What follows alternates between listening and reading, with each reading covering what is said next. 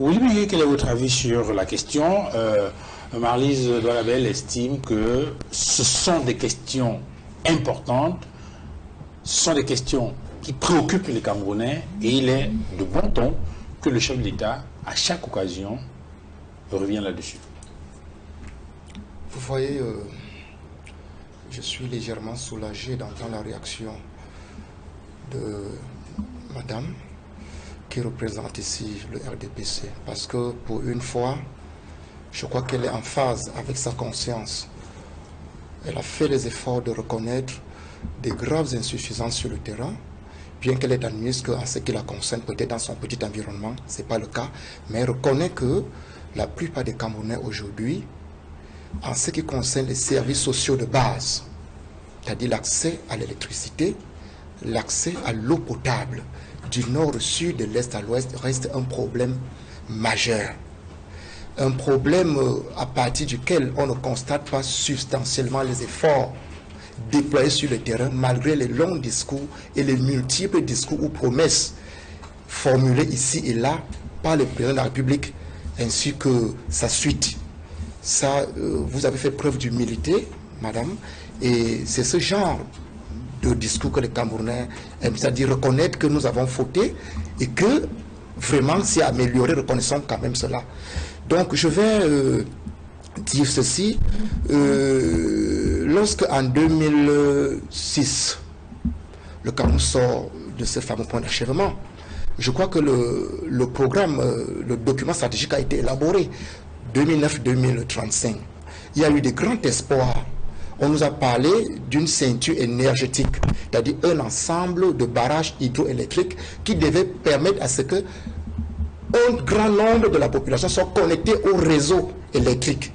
Il y a donc des barrages qu'on nous a lancés comme structurants, Menville et moi qui suis du sud, par exemple, devaient permettre à ce que la totalité des localités du sud soit connectée.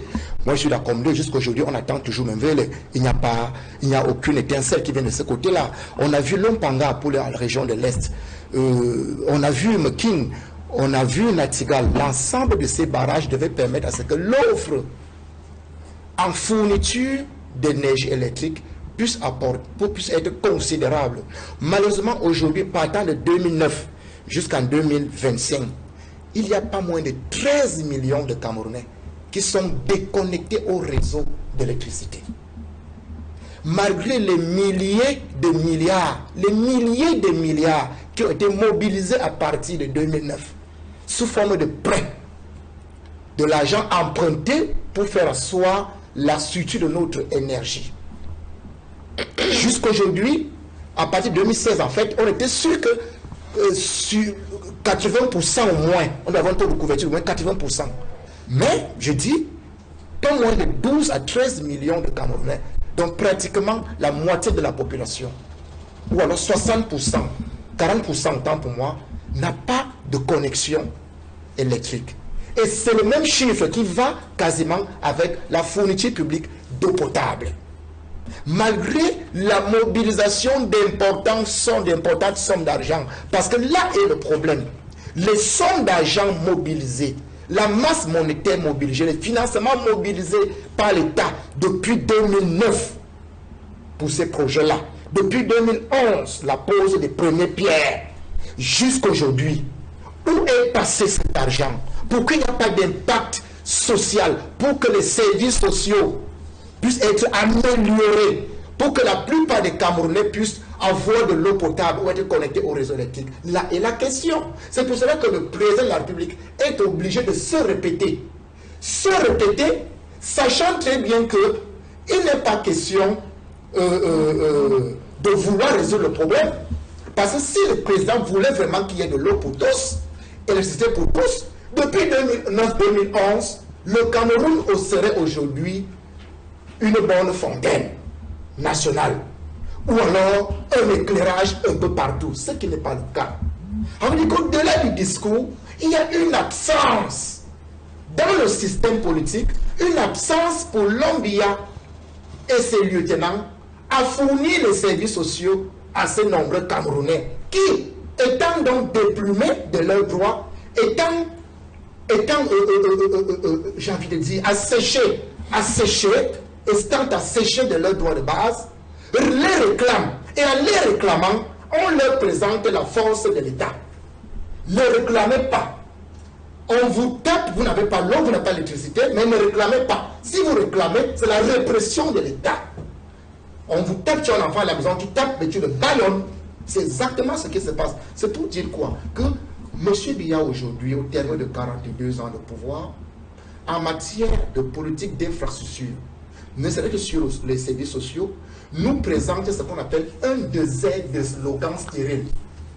Il brille par un désert de slogans stériles.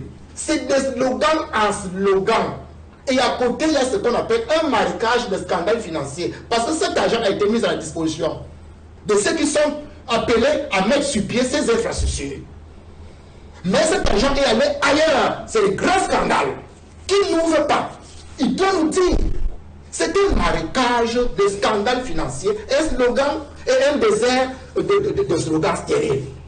Aujourd'hui, il faut voir quelle est la classe politique qui a même de se comporter comme des bâtisseurs, comme des patriotes. Et non ceux qui nous présentent des discours creux, mais auxquels il n'y a rien. Les Camerounais ont soif, les Camerounais ont besoin d'électricité, les Camerounais ont besoin d'emploi, les Camerounais ont besoin d'être des acteurs de la première heure dans le système, dans le système socio-économique et de l'heure. Mais ce qui n'est pas le cas.